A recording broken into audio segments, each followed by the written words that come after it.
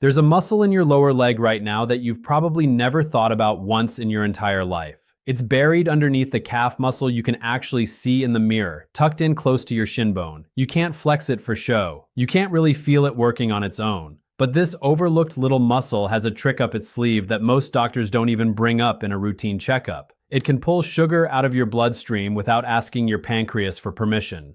Researchers at the University of Houston tested this directly, and the numbers were striking. When people activated this specific muscle while just sitting in a chair, their after-meal blood sugar spike dropped by almost half. No gym, no supplements, no prescription, just one small, repetitive movement you can do at a desk. Once you understand the mechanism behind this, you'll probably stop blaming your 3 p.m. energy crash on just getting older or eating too much at lunch. Something else is going on, and it's a lot more fixable than you'd think. Stick around, because by the end of this video, you'll know exactly what this muscle is, how to switch it on, and 3 other dead simple habits that do almost the same thing. To understand why your energy crashes after meals, you need to understand glucose first. Glucose is just sugar in its most basic form, and it's fuel. Every single cell in your body runs on it in some way. Your muscles burn through it during activity. Your liver stores extra amounts for later. And your brain, this is the part people forget, depends on a steady glucose supply almost exclusively. Take that away for even a few minutes and your thinking gets foggy fast. So glucose itself isn't the villain here. It's not something to fear or avoid. It's a requirement for being alive and functioning. The actual problem shows up when too much glucose floods your bloodstream too quickly and your body doesn't have anywhere useful to put it. Here's how that happens. When you eat carbohydrates, bread, rice, pasta, potatoes, sugary snacks, even certain fruits, your digestive system breaks them down into glucose. That glucose lands in your blood. Totally normal. Supposed to happen. The trouble starts with the speed and volume. Think of a garden hose with the tap barely cracked open. Water trickles through, the hose stays relaxed, no issues. Now crank that tap all the way. The hose bulges under the pressure. That's roughly what's happening inside your blood vessels during a sharp glucose spike. Your body notices the surge immediately and sends an urgent signal to your pancreas. Release insulin and do it fast. Insulin is a hormone, and a useful way to picture it is as a delivery driver. Its job is to grab glucose out of your blood and drop it off where it's needed. Your muscles, your liver, wherever there's room. Your liver can store some of that glucose as glycogen, which works like an emergency fuel tank. Your muscles can absorb some too. But if your liver's storage is already full and your muscles haven't been used, your body still has somewhere it can stash the leftover sugar, your fat cells.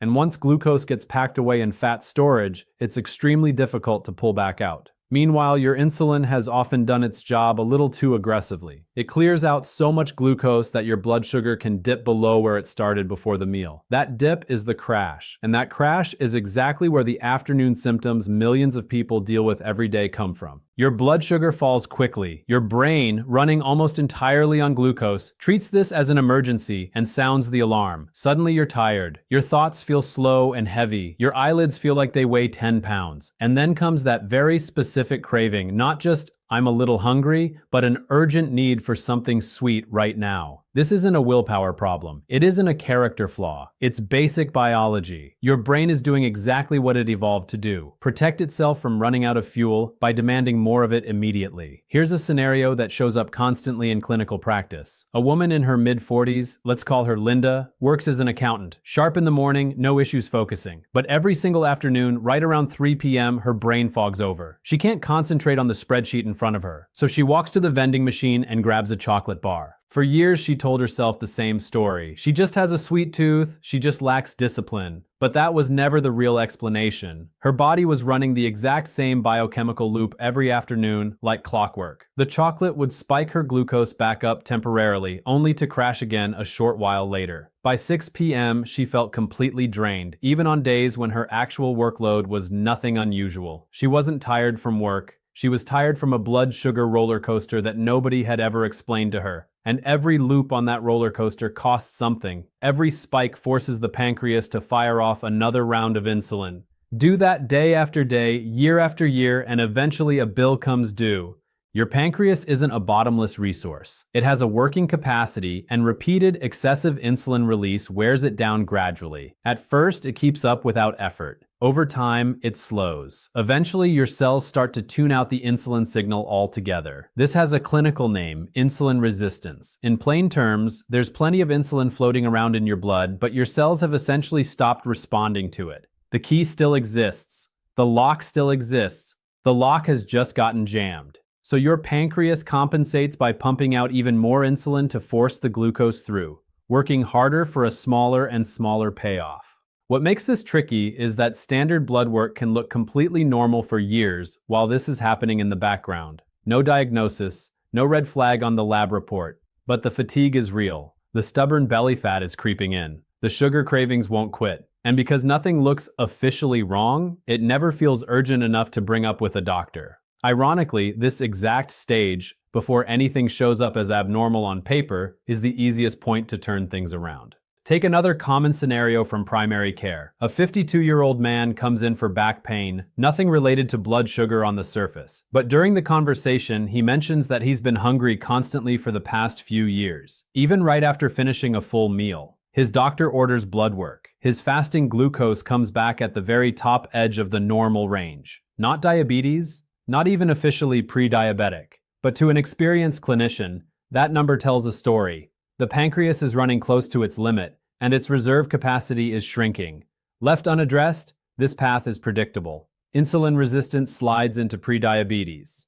Prediabetes slides into type 2 diabetes. And once type 2 diabetes is established, the complications start stacking up. Vascular damage, vision problems, kidney strain, slow healing wounds. This isn't meant to scare anyone. It's simply the pattern that shows up in clinics across the country every week. The encouraging part is this. While your numbers are still in a reasonable range, this entire trajectory can be slowed, stopped, or in many cases reversed. And the main tool for doing that is something you already own, your muscles. Inside every muscle cell are tiny structures called mitochondria. Think of them as small furnaces. Their job is to grab glucose from the bloodstream, burn it, and convert it into usable energy and heat. While you're sitting still, those furnaces run on a low pilot light. They barely need any fuel. But the instant a muscle contracts, even a small repetitive contraction, those furnaces flare up and start pulling in glucose at a much higher rate. Here's the part that matters most. Normally, glucose needs insulin to act as a key before it can get into a cell. No insulin, no entry. But a contracting muscle has a separate entry point, a kind of backdoor that opens on its own with no key required. This is a completely independent mechanism from the insulin pathway, and it switches on the moment a muscle starts working. That means glucose can move straight from your blood into your muscle tissue, no pancreas required. Your blood sugar comes down gently, your insulin stays calm, and the whole spike and crash cycle never really gets going. This is exactly why the 30 to 90 minutes right after a meal are the most valuable window of the day for managing blood sugar. That's when glucose is rising and looking for somewhere to go. If your muscles are working during that window, they can intercept it before it gets routed into fat storage and before your pancreas has to fire off another oversized insulin response. One important caveat before we go further. This only works as a long-term fix if it becomes a routine, not a one-time experiment. A single walk after a single meal helps with that one meal. A daily habit of moving after eating gradually retrains how your entire body handles glucose, your cells become more sensitive to insulin, your muscles get hungrier for sugar, and your baseline metabolism shifts. Consistency matters far more than intensity here. Now back to that hidden muscle. On the back of your lower leg, just below the knee, there are two major muscles stacked on top of each other. The one you can see, the visible bulge when you flex your calf, is the gastrocnemius. It's the muscle that engages when you rise up on your toes. Underneath it, deeper in the leg, sits a second muscle called the soleus. Most people have no idea it exists. It doesn't show up in the mirror. You can't really isolate the feeling of it working on its own. And yet, pound for pound, no other muscle in your body is as efficient at pulling glucose out of your bloodstream. Researchers at the University of Houston published a study on this in the peer-reviewed journal iScience in 2022. Participants sat in a chair and performed one extremely simple movement after eating, lifting and lowering their heels while keeping their toes planted on the floor. Nothing more complicated than that. They could be working at a laptop, watching TV, or talking on the phone. Nothing about their day had to change. The only motion was a small lift at the back of the foot. The results surprised even the people running the study. The after-meal glucose spike dropped by roughly 52%. Insulin release dropped by nearly 60%. That second number is the one worth sitting with for a second. It means the pancreas barely had to engage at all. The soleus was clearing glucose so efficiently on its own that a big insulin surge simply wasn't necessary. You can try this right now. Plant both feet flat on the floor, keep your toes pressed down, and slowly lift your heels up, then let them back down. No rush, no force, just a steady rhythm. You can do it at your desk, on your couch, in a coffee shop, and nobody around you will even notice. 10 to 15 minutes of this after a meal is enough to make a measurable difference. The soleus raise is the single most efficient move for this purpose, but it's not your only option. The more muscle groups you bring into play after eating, legs, back, core, arms, the faster glucose clears out of your bloodstream. A short walk. In one comparison study, two groups ate the identical meal. One group sat quietly afterward. The other took a 10-minute walk at a relaxed pace. The walking group's blood sugar peak came in at roughly half of what the sitting group experienced. This isn't a workout, it's a stroll. Around the block, around your living room, up and down a staircase a few times. The only requirement is that you're upright and moving instead of sitting still.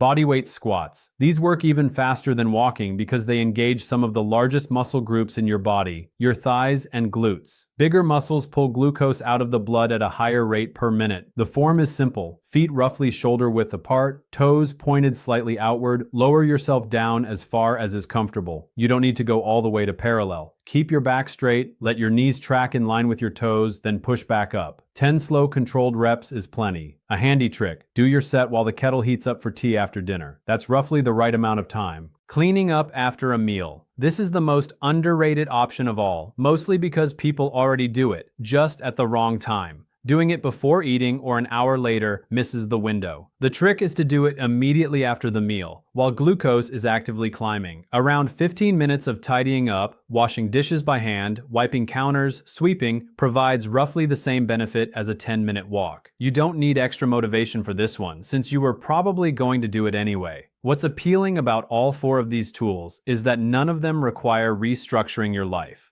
No early wake-up call, no gym membership, no special equipment, no workout clothes. You just stop sitting completely still for 10 to 15 minutes after eating. And if you really do want to stay seated, you can still raise your heels while you do it. There's one more piece worth flagging on its own. Age changes the math here. After 40, muscle mass naturally starts declining if it isn't actively maintained, a process doctors call sarcopenia. Less muscle means a smaller system for clearing glucose out of the blood. A smaller clearing system means more pressure lands on the pancreas. More pressure on the pancreas means the whole spike and crash cycle gets more intense over time. That's exactly why this kind of after-meal movement becomes more valuable, not less, as the years go by. In the short term, the changes are noticeable fast. Within days of moving after meals, the post-lunch fog tends to lift. Afternoon energy stops collapsing an hour after eating, and that urgent, almost desperate sweet craving starts to lose its grip. In the long run, something more important is happening underneath the surface.